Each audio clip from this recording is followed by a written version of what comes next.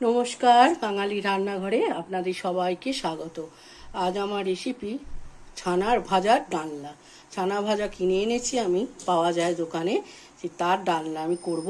এখন আমি কড়াইতে তেল দিয়েছি, আর তেলের সাথে আমি অল্প হলুদ দিয়েছি। তেলটা আমার গরম হয়ে গেছে। এখন আমি এই আলুগুলো ছোট ছোট টুকরো করে রেখেছি, আলুগুলো এখন এখানে দিয়ে দিলাম। দিয়ে আলুগুলো আমি একটুখানি লাল লাল করে ভেজে তুলে নেব।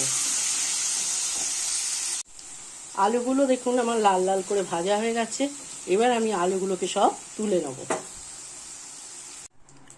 এখন আমি এখানে দেব ওই তেলের মধ্যে একটা তেজপাতা, দুটো শুকনো লঙ্কা, সামান্য জিরে, তিনটে ছোটো এলাচ, একটা লবঙ্গ, একটা দারচিনি, সামান্য একটি জয়িত্রী দিয়ে আমি একটু মেশাবো, সুন্দর স্মেল আসবে। এই সময় আমি এখানে দেব একটা মশলা করে রেখেছি। এখানে আছে আদা, জিরে আর ঝাল লঙ্কা অল্প, আর কাশ্মীরি লঙ্কা দিয়ে একটা পেস্ট বানিয়ে রেখেছি। এটা আমি এখন এর মধ্যে দিয়ে দিলাম। দিয়ে আমি মশলাটাকে খুব ভালো করে কষাবো যতক্ষণ না কাঁচা গন্ধটা চলে যাচ্ছে। আমার মশলাটা প্রায় কষানো হয়ে গেছে, তেলও ছেড়ে দিয়েছে।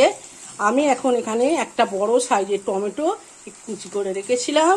এবার এইগুলো আমি দিয়ে টমেটোটাকেও আমি মশলার সাথে একটু কষাবো।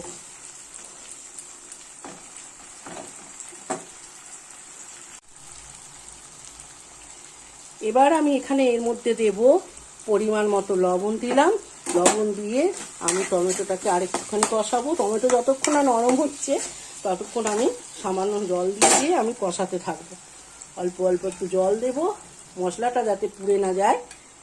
আর টমেটোটা যতক্ষণ না সেদ্ধ হবে আমি এবার ঢাকা চাপা দিয়ে এটাকে আমি ভালো করে কষতে দেবো। মশলাটা আমার কষানো হয়ে গেছে। এবার আমি এর মধ্যে দেব সামান্য একটু চিনি দিলাম। এবার চিনিটা যদি আপনারা কেউ পছন্দ না করেন, না দিতে পারেন, কিন্তু চিনি দিলে স্বাদের ব্যালেন্সটা ঠিক থাকে। এবার আমি এর মধ্যে দেব ভাজা আলুগুলো। ভাজা আলুগুলো সব দিয়ে একটু কষাবো আবার। আর এর মধ্যে দেব আমি এক বাটি জল দিয়ে দিলাম। দিয়ে আবার একটু ঢাকা চাপা দিয়ে আমি একটু আলুগুলো সিদ্ধ হতে দেবো। এই ছানা ভাজার ডালনা করার জন্য আমি ভাজাগুলো কিনে এনেছিলাম। এখন আমি এর মধ্যে দিয়ে দিলাম। দিয়ে আবার আমি কিছুক্ষণ এটা ডালনাটা ফুটতে দেবো। 3 মিনিট মতন আমি